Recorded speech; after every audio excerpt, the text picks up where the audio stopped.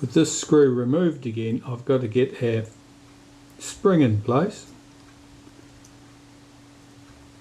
which sits in a little hole in the top of that plate.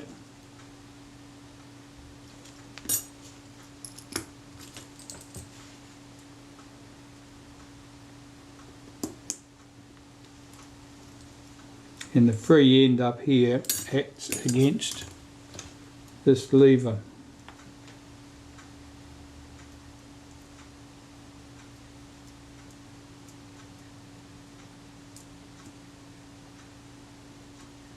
If I can get this back in place.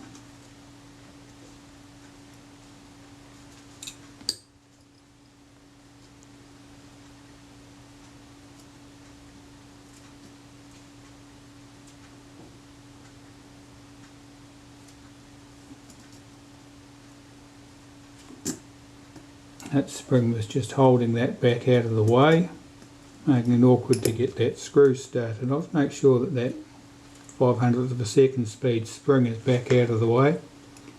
Now the spring, the return spring for this lever, I want to hook that into position now before I do that screw up any tighter, or I won't get to it. That's better.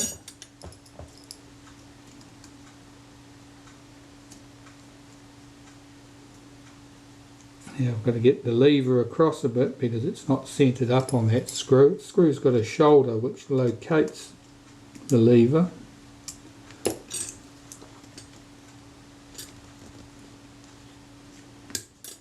It looks like it. Yes. Do the screw up.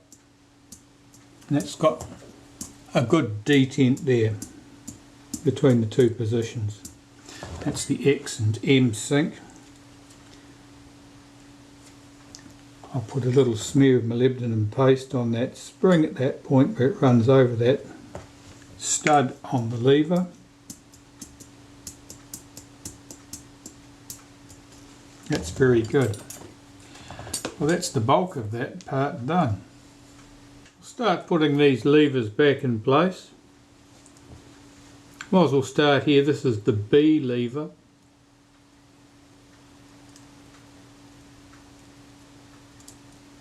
It's held in place with a single screw.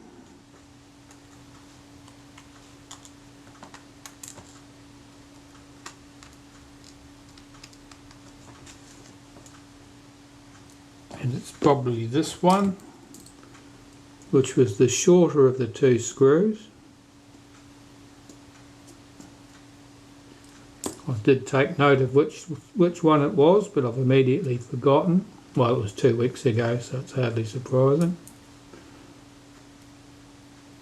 Hook that spring behind its post, run that screw down, check that the lever moves smoothly. That's good. There's certainly not a problem with that screw in that position.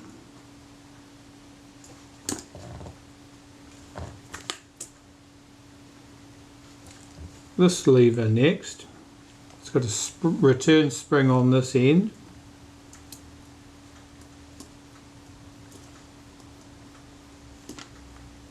That drops down into position. The spring runs in a tiny groove inside the case. There's another little spring here, and that acts on another lever which I'm about to put into place. This lever. So we'll get this lever in position, a bit of dust there that I don't want. And I'll run the screw lightly into position on that lever, because I've got to fish that loose end of the spring out from underneath it.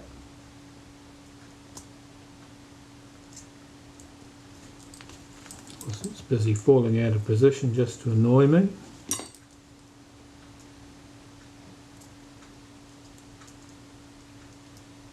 That's fine.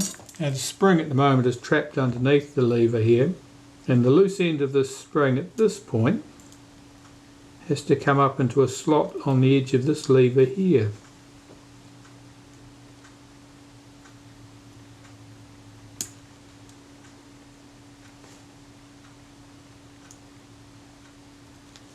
like that. Run that screw down tight and check that this lever is in fact spring loaded. That's good. And the other lever is too, the main lever is as well. Tighten up those two screws. That looks good. So we have our shutter release lever.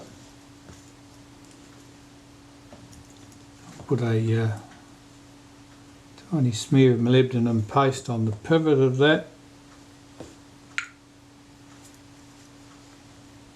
It sits on here, and the spring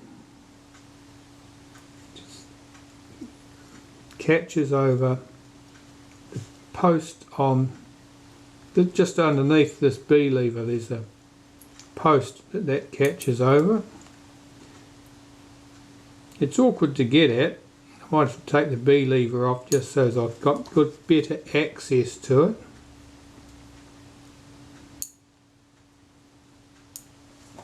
In fact, I might do that. I don't feel like fighting.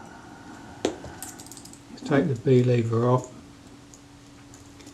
I could do it, but you won't see anything, so you might as well see where this spring has to go. Let's take the B lever out of the way, and this spring, which is an odd shape, it's got a lot of kinks in it, enough to make you think that it's been mutilated, but I think it was always that shape. That spring hooks around the post here. Now we'll put the B lever back in place.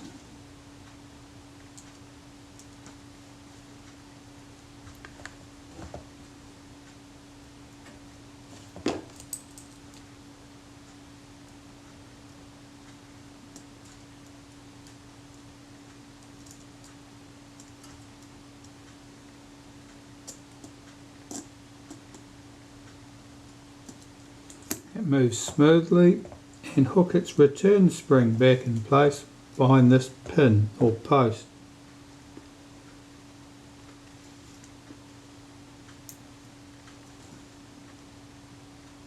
There's a little notch in that post that the spring engages in to stop it from floating away. And we have all that basically together at that stage. So I'm going to apply some molybdenum paste to a couple of points in the shutter, and then fit the main ring, or this is called the main lever. That's the main drive for the shutter, has the spring here. This little arm acts against this lever to open and close the blades, and this little arm at this point catches on the wheel on the delay action or self timer when you set it, and turns the self timer mechanism under the action of the same spring which also operates the shutter. So some molybdenum paste, a little bit on that surface, a little bit on that surface. That's where the bird paw here run against that piece. I'll run some around this surface here. This is just, this lever brings the pallets in or out of engagement, and this is just where it runs against the shutter speed cam. Here we have the main lever, that the lever that operates the pallets, and I'll just run some molybdenum paste up the edge of that where the main lever will run.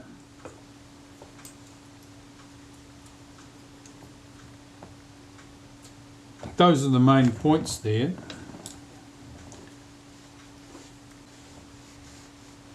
I'll clean this main lever with some naphtha on a cotton bud.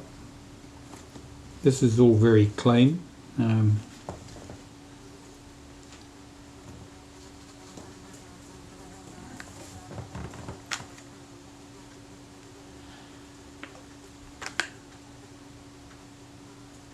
and I'll apply some molybdenum paste. A white around the inside and the outside edge.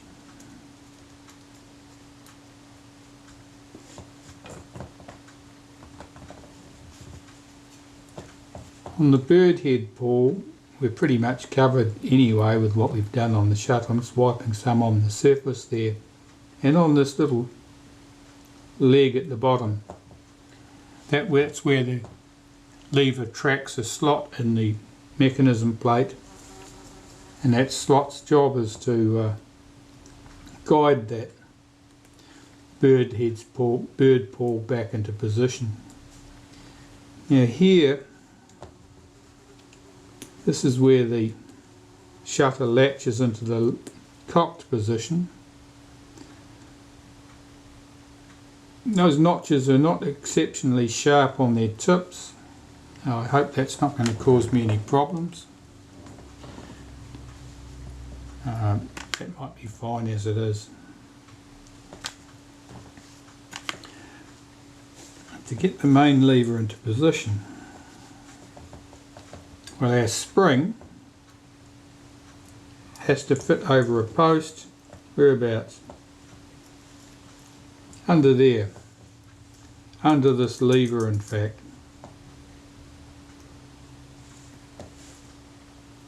I might take that lever off so I've got better access to it.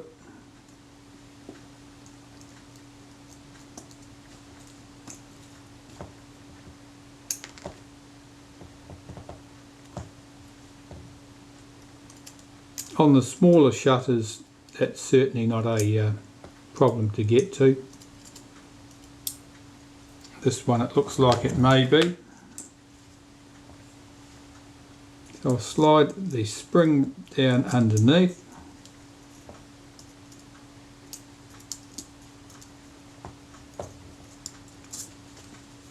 Check that this is in the cocked position. It is. Slide that spring down underneath the B lever.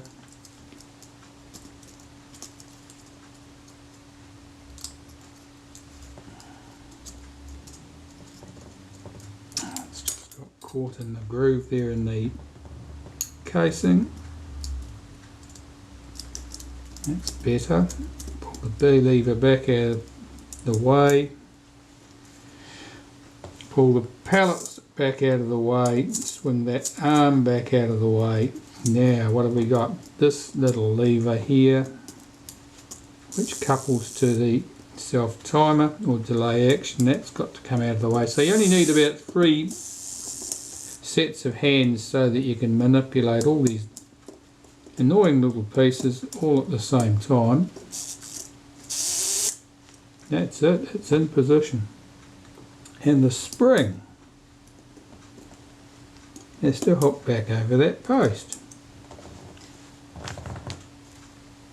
That went fairly smoothly. I bet you saw none of it. My finger was probably in the way. Never mind, can't have everything. Let's get this lever back in position.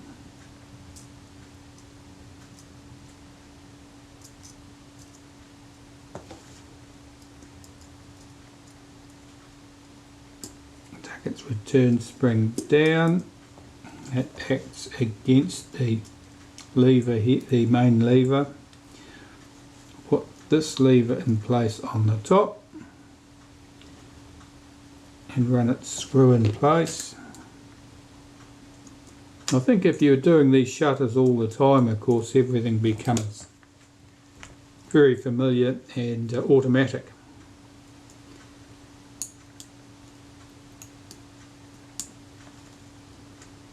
Now I've got to get that spring correctly located on that lever.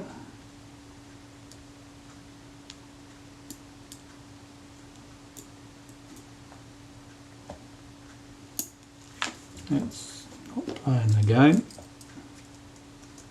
Let's screw down a little bit more.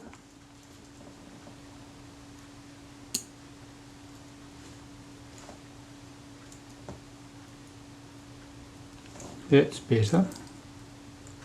That's screwed down tight. That lever just popped up. What happened there? Something happened, something moved. That lever. Main lever had fallen down behind that. That should be good to go. I'll clean up the speed cam, apply some molybdenum paste to that, and then we'll give it a spin.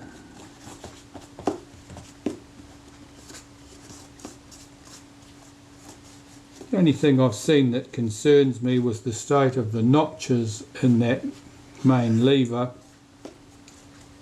where the catch to hold the shutter in the cock position run, and they didn't appear to be quite sharp, so I suspect that it was the shutter release could be a little bit well, not intermittent so much, but it might not fire at exactly the same position in the movement of the lever at each time. So I'm just running a bit of molybdenum paste around those control surfaces where they operate against this lever which pulls the pallets in and out, this lever which controls the amount of engagement with the shutter timer, and in here we've got our high speed spring, our 500th of a second spring that engages with the case at this point here. So it's only brought into play when you set the high shutter speed.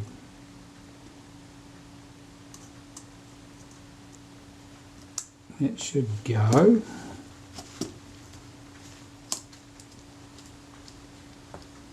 That all appears in place. This should be the B setting. Let's see if it works. It does. Let's try the 1 second setting. That sounded credible to me. Let's give it a 1/10 of a second setting a burn. And again, that sounds credible to me. That sounds good. Bit of fluff there I want to see the back of. That's one of the disadvantages of using things like this for cleaning, is that they are inclined to leave cotton threads about the place, and you need to take care to make sure that they're dealt with. And if we go right around to the 500th of a second speed, this spring here has been brought up onto this cam, which brings it under tension so that the main drive ring now has the impetus of the extra spring. Cock the shutter, you get a very snappy 500th of a second. Quite noticeably different than the 250th of a second speed setting. That's good. Just wiping that top surface there. I didn't understand what that mark was that was on it, but now I do know. It's because I've still got grass stains on my hands from being out in the garden, and that's what that colour was. So here we have the retainer plate.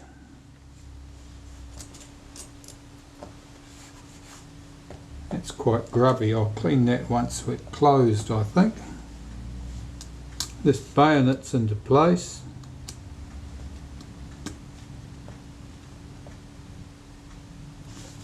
And then we have the screw that locks it into position.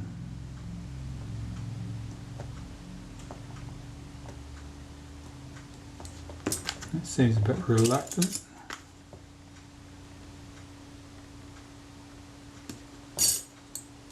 Oh, the cover plate maybe. Yeah, that's better. That's fine. So, 1/10 of a second. That sounds good. Well, I can test those speeds and see what they're like. But all appears to be good. Let's clean this front plate. Looking at the state of this front plate and the marks that were on it, it's where the surface is basically etched away. I think that's corrosion has done that. Or it's the plating is very thin and it's effectively worn away. Might have gone on, disappeared under the action of perspiration from people's fingers, but for whatever reason that surface is effectively gone there. We're looking through that fine plating, whatever it happened to be. I doubt it's silver plating, it might be something else. Alright, so that shutter all appears to be good. The diaphragm is nice and smooth in its action, it's certainly not tight. The blades, there's absolutely no distortion as you move that lever through its action, which tells me that the blades are clean and they're not sticky with old grease.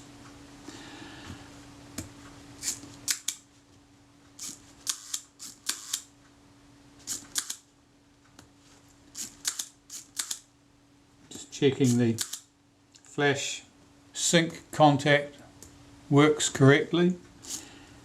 If the timing is incorrect, you may find it'll work on the B setting but not on the M setting, and I'm talking about the entire shutter, not the flash, because things may not fall into position correctly. Well, there you have it. I'll check the speeds on that, but I don't expect to find any problem with them. But basically that's it. That is your Synchro-Compur size 0 shutter ready to go. We haven't tried the self-timer, have we? Let's have a go at that. There's a catch here that you hold back while you cock the shutter, and it allows you to pull the shutter cocking lever further around. That should be it there. Let's see if the self-timer runs.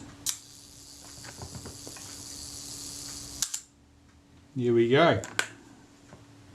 I wouldn't have said that was a long time for a self-timer, but it certainly did time out.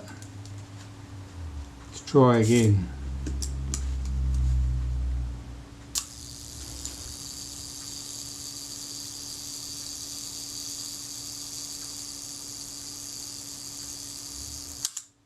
There we go. That was a good 10 seconds. That's plenty.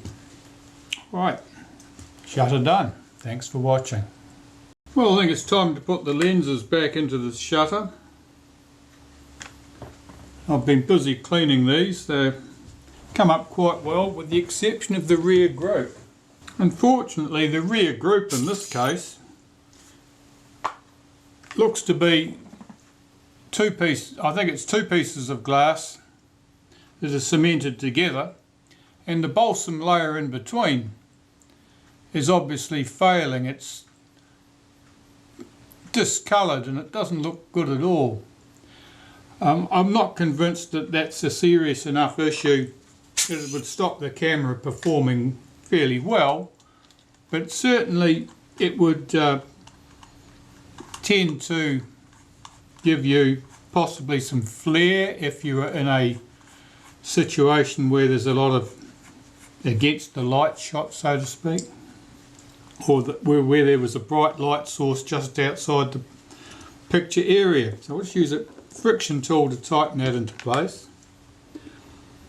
It looks quite good looking at it and looking through it, but when you look at it at an angle you can see that it's not good. Here I have the central group,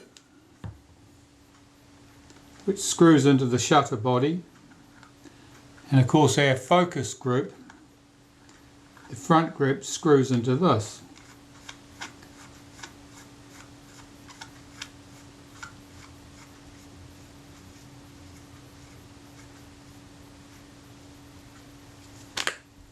Now this lens does have notches in it to engage a tool.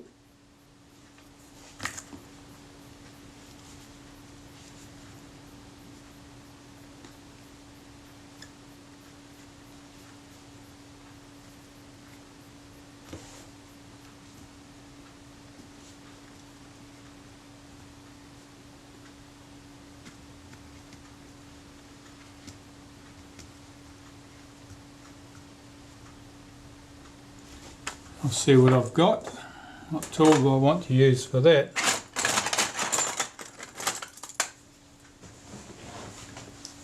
Well, this can work very well. I'll just put this rule through there and just snug that up. Using the edge of a rule across the slots like that, in this case where the lens is well down below the surface of the slots, is very good. You can control the amount of torque you apply to that lens very well indeed. Blow out the dust. And I'll check the front group. Now the front element here, this screws in and out, and that's where you adjust the focus.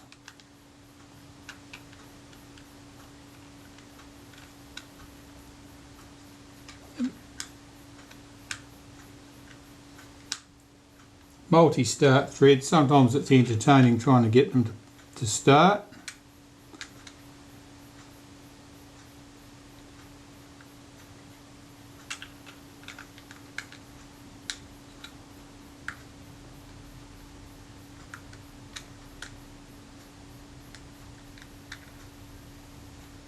Here,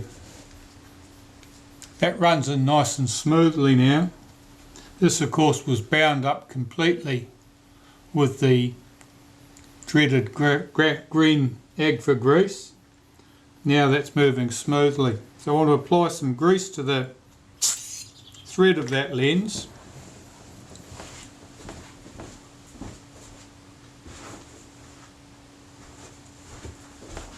And I'll use some synthetic grease, and it won't need much. I'll just put a few spots around the outside. The lens is still engaged in there, so I'll just run some around the thread that's exposed.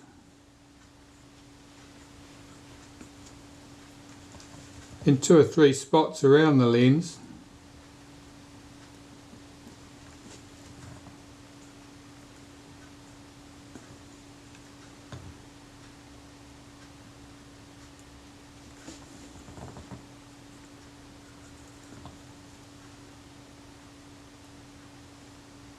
That should be sufficient.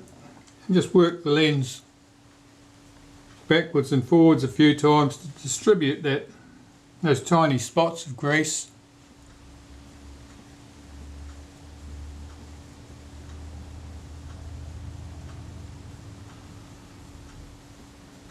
That feels fine. So the focus scale ring I'll fit in place after the shutter is all assembled back to the camera and I've correctly focused the lens, and I'll be using probably either an infinity target or an alternative way, because I'll be focusing on a ground glass screen at the film plane, is to set your camera up on a tripod a measured distance from a computer screen, computer monitor, and with a good high contrast target visible on the monitor or even a page of text, you can pick your point of sharp focus quite well. And basically you just need to set your tripod up so that the film plane of your camera is a measured distance from the monitor, and if you use one of the measurement lines that you have on your focus scale ring, you can pick a suitable one, and that's where you'd set it. In this case it might be the 1.2 meters is probably a comfortable distance. This is marked right down to 1. At the close focusing distances you have quite limited depth of field. That makes it easier to pick the point of sharp focus. So you should get on quite well. So I've got to clean up the body of the camera and put the shutter back into it. I'll put these spacers in, these shims.